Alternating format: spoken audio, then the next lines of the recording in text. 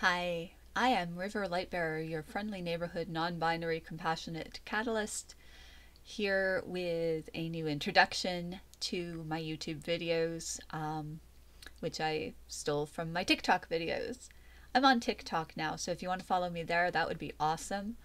Um, Meanwhile, here I am on YouTube, and I'm actually remaking a video that I had up here previously about how I do channeling, because I had reposted that video without realizing that when I first recorded it, it was time sensitive.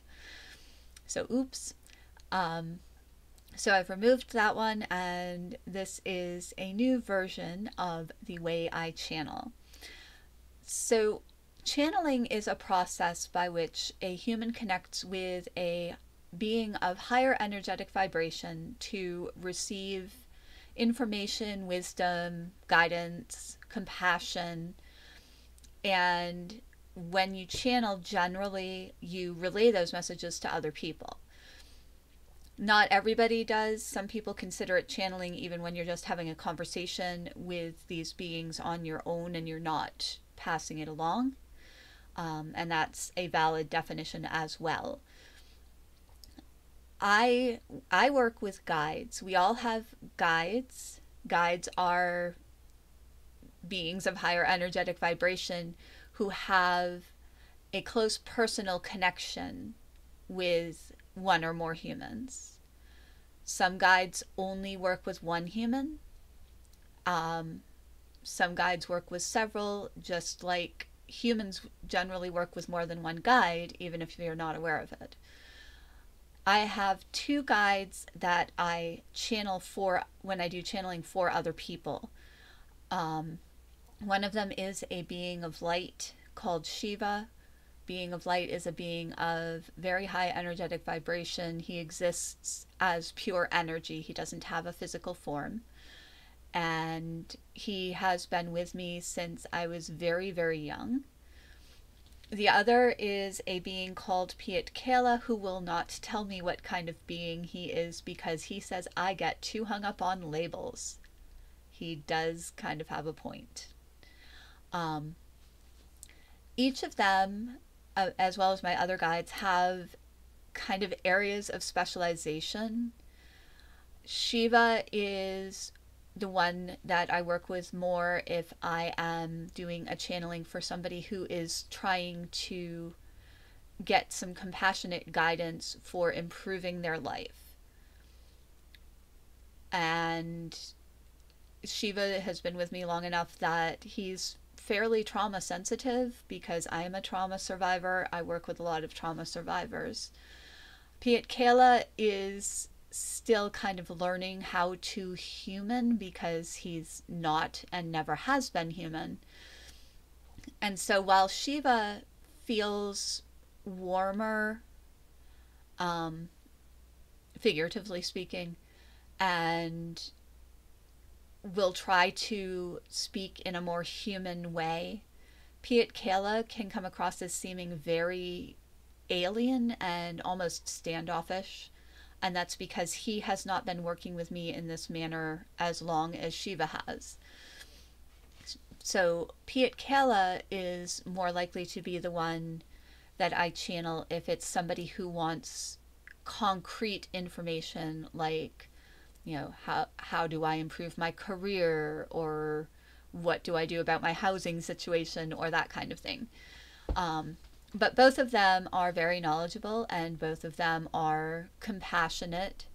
It's just that Shiva comes across as more human than Piet Kela does, even though neither of them has ever been human. When I channel, I'm always connected with my guides because they some of them anyway came to me when I was a very young child and they became my best friends. I have conversations with them regularly. I have conversations with them in the shower. I have conversations with them when I'm driving. A lot of times when I'm driving, because I live near Boston and traffic is hell here. So I need my guides to keep me calm and focused when I'm behind the wheel.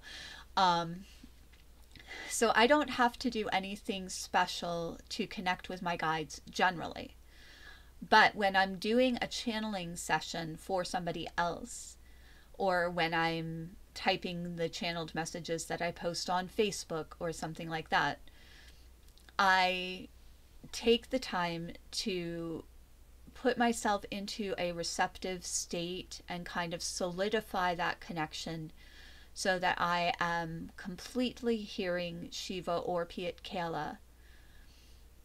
And that's for what I call relayed channeling, which means that I'm still fully conscious. I'm the one who's actually speaking, but I am speaking the words that Shiva or Piet Kala gives me to speak. So it's like I'm an interpreter, and I do not change the words that they give me. I do not change the message in any way when I'm doing relayed channeling, because I consider it my responsibility to pass along what I am being asked to pass along. The only time I will change anything is if either I believe that the client won't understand, in which case I will say to my guide, hey, can we rephrase that please? Or if the person I'm channeling for asks for clarification, in which case I will still check in with my guide to help me clarify. I'm not going to just go off on my own and censor things or rephrase things. So if you have relayed channeling with me, even though you're talking to me and I'm talking to you, you are getting exactly what Shiva or Piet Kala is saying. The other way that I channel is trance channeling. And in trance channeling, I am in a light trance state, and I allow Shiva or Piet Kala to energetically enter my body, for want of better phrasing, so that their consciousness is using my body to speak directly to the human, or sometimes to type directly. Shiva and I've gotten pretty good at being able to type while I'm in trance. Trance channeling, you're speaking directly to my guide. My guide is speaking directly to you. I am not part of the equation, other than the fact that it's my body sitting there and I'm kind of listening in, but my consciousness is kind of over here somewhere. I just almost knocked over my screen. Oops. My consciousness is over here somewhere, and Shiva's or Piet Kala's consciousness is here having a conversation with you.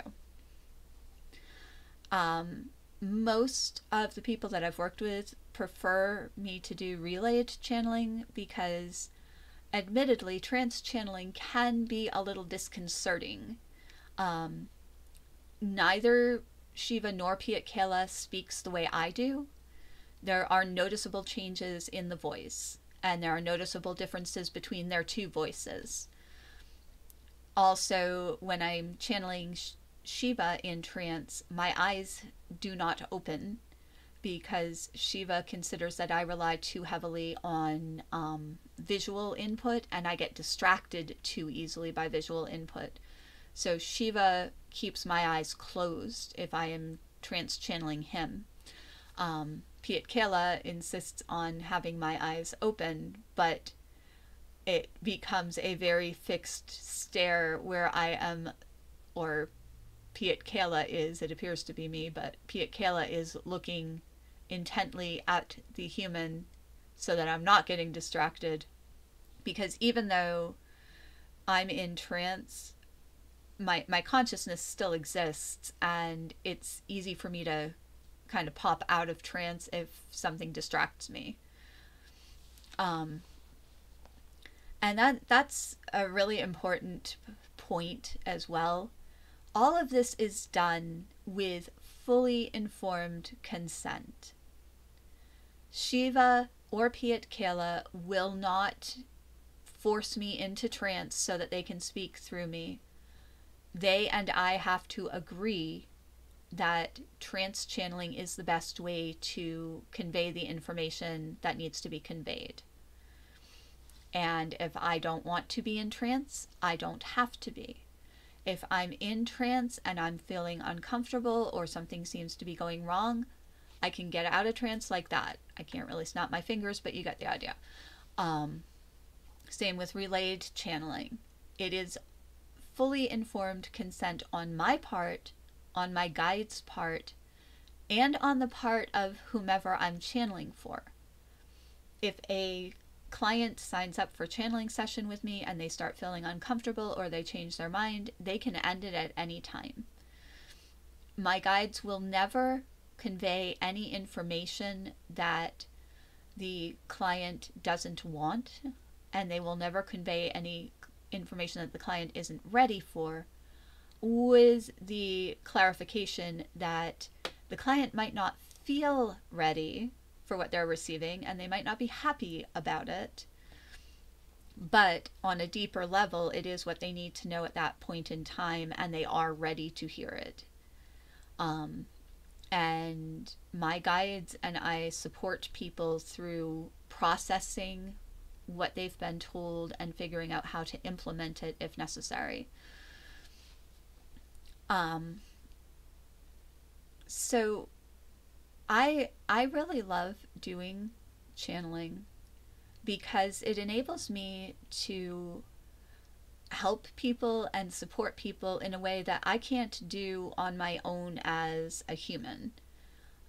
Bringing my guide into it adds a layer of compassion and support and guidance that I don't have access to on my own because I am limited by this physical form, and they are not limited. When I channel, free will, like I said, everything is done by fully informed consent. I will not violate the free will of my clients. My guides will not violate anybody's free will. And there are certain types of questions that we won't answer. If you ask about somebody else, we won't answer because that would violate that person's free will. If you say something like, why is my kid fighting me about doing their homework? What's wrong with them? Why aren't they doing their homework? You're not going to get an answer to that because that's a question about them and they're not here to consent. If you ask a question, on the other hand, like, how can I help my child deal with this resistance to homework? Or how can I be more patient with my child when they're fighting me about homework? That'll get an answer because that's a question about you. That's a question about your involvement in a situation. We also do not give answers about the future, or at least not specific answers. Because if you are told that something is definitely going to happen in the future, something specific, you might change the course of action that you would have taken that would get you to that future. And you're making that change based on what somebody else says, so it's not entirely your free will. Predicting the future interferes with your free will, and it also changes the potential future.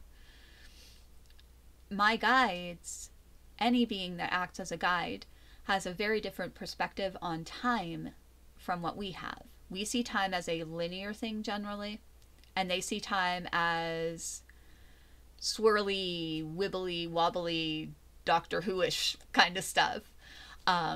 So they can see the future and the past and the present all simultaneously. But because the future hasn't happened for us yet, it's still changeable, and the future that they see is only a potential until it actually occurs. So sometimes if a client has a question about their future, they might get an answer like, the highest potential or the highest probability at this time is that X will occur, however that may change. Or they might get a very vague answer like, at some point in the future, your situation will improve. Some people don't like that because they get it in their head that a channeling session is going to be just like a tarot card reading or a psychic reading where they're going to get predictions. And that's not what channeling is, at least not the way I do it. I have at times referred to my guides as discorporate mindset coaches, because not only are they not going to predict the future, but they're not even necessarily going to answer all of your questions about the present. They might instead answer a question with a question because it's something that you need to think about, or that you actually already know the answer to, but you haven't accepted that you know it yet. That also tends to annoy people because it's human nature in some situations for us to want to be told what to do and how to do it. And my guides won't always do that. It drives me nuts when they do it to me. I might say, well, how do I get things to be better in my business? How do I attract clients in my business? And instead of them giving me a step-by-step list of tasks to do, they'll say, how do you want to attract them? What kind of clients do you want to attract? Why do you want to attract clients at all? And they're not answering my question in a concrete, obvious way, but they are answering by helping me figure out why I want to do what I want to do, whether I actually want to do it in the first place. And that usually unlocks my own inner knowing so that I can figure it out. They, as Shiva put it once, and I found this absolutely hilarious, they are guides, not answer bots. So if you have a channeling session with us, you will get answers. Don't get me wrong. It's not like we're gonna sit here and my guides are just gonna throw questions back at you and not tell you anything. You will receive answers. You will receive guidance and support, but you will also receive guidance that leads you to connect or reconnect with your own inner knowing and your own inner power, because that's their ultimate role and their ultimate goal, is to help us connect with our own inner power and knowing. If they're giving us all the answers, we're not learning and we're not growing. We're just doing what we're told. And that's not what life is about. Life is about learning and growth and identifying our own highest benefit. So that's a little bit about how I do channeling and why I do channeling. And there are videos here and on Facebook of me actually doing channeling, so if you're curious, you can check those out. I do these videos usually every other week. I think I missed a week in September, possibly two, because September was a really weird month. But generally I do these videos every other week. If you have thoughts or questions, please feel free to leave a comment. I will either answer you in the comments or maybe it will be the subject of another video. And if you want to find out more about channeling, energy healing, guides, the stuff that I do, please subscribe to the channel. And that is it for this time. So thank you for watching and take care.